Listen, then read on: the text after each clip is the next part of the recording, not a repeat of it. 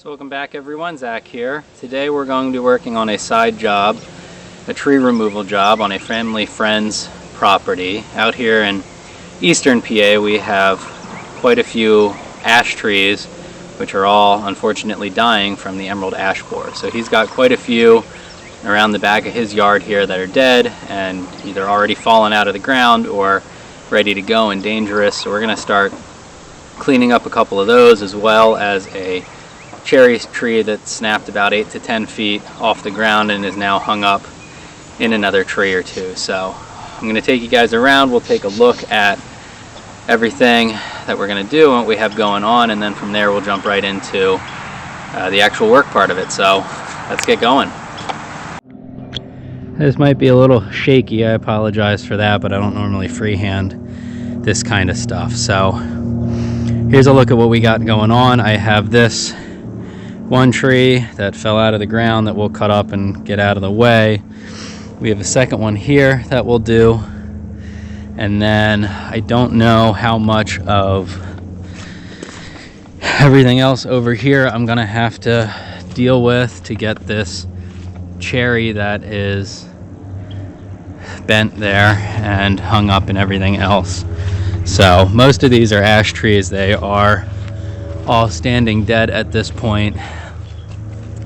I think my plan is going to be to remove this smaller ash limb out from under the cherry, and then I'll probably have to lose both of those trees or cut both of those to get this one down. My original plan was to take the pole saw, take this little branch off and pull the thing this way, but I just don't see that happening with the other notch up there. So anyway, had to move the truck. Original plan was to kind of strap onto it and pull it this way. I don't think that's going to work because I don't have the ability with the pole saw to take that notch off there to get it to slide this way. So I'm thinking I'll drop just both trees that way, and that should hopefully let that thing come down, which is a little more dangerous than I wanted it to be, but I'm gonna do what I'm gonna have to do. So I think with that being said, we'll jump into it.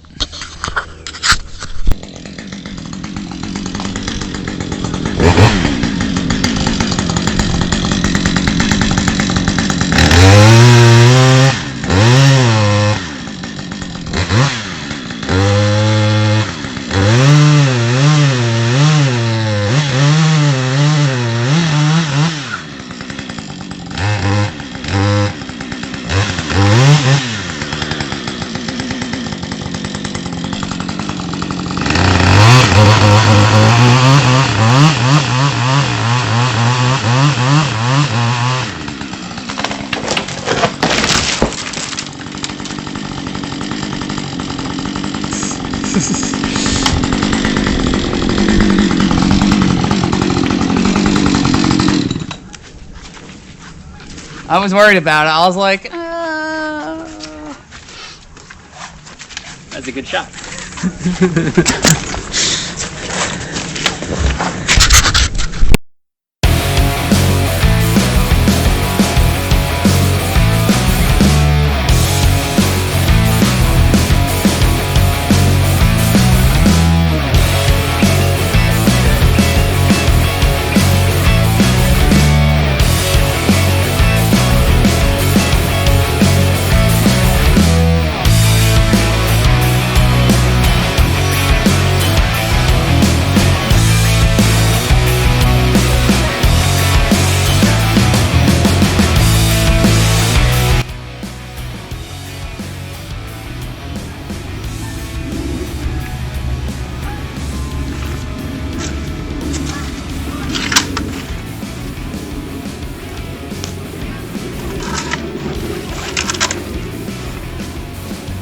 Well, that didn't work. So, set up some straps, see if we can pull it over.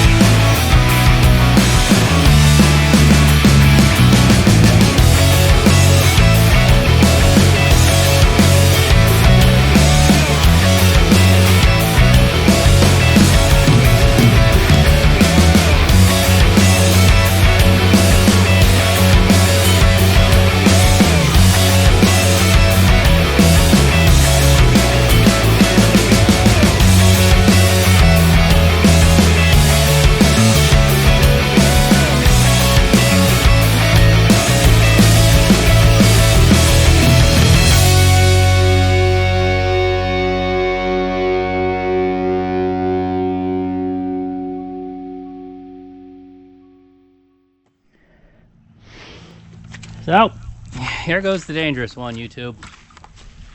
There are probably better ways to do this, but I don't have them.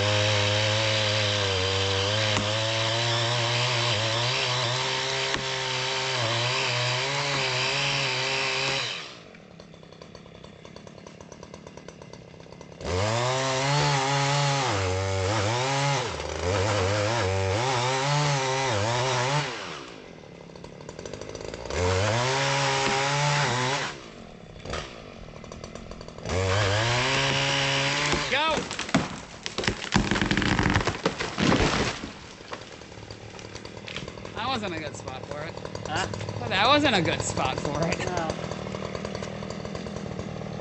More or less what I expected.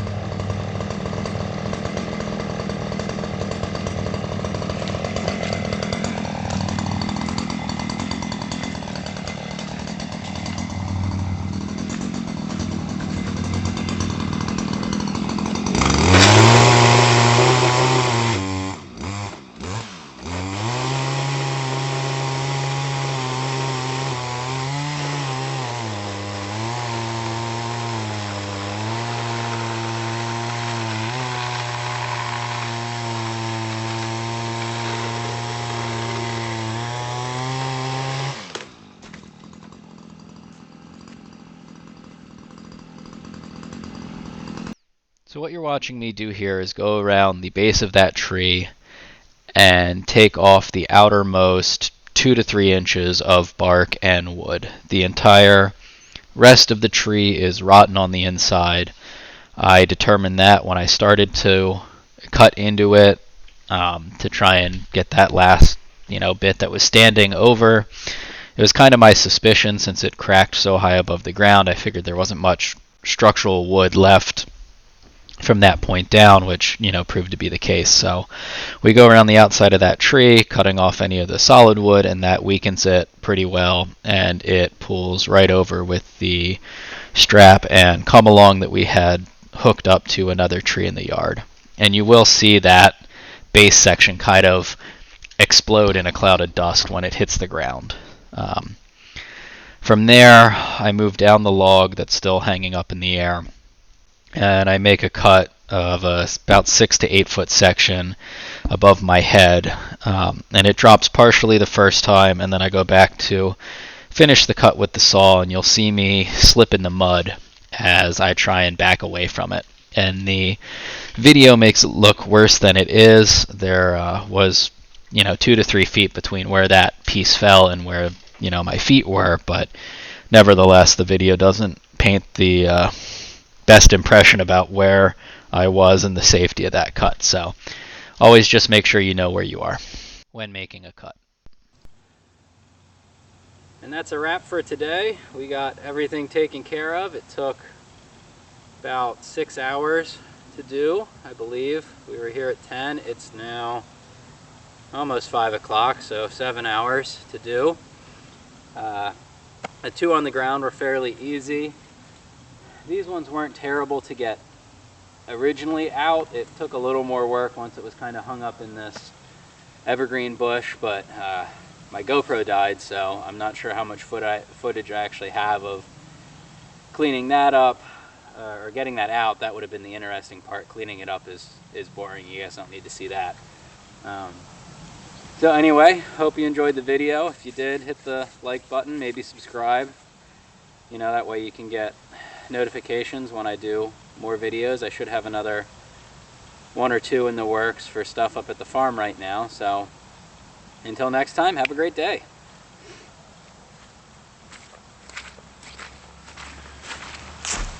And thanks for watching.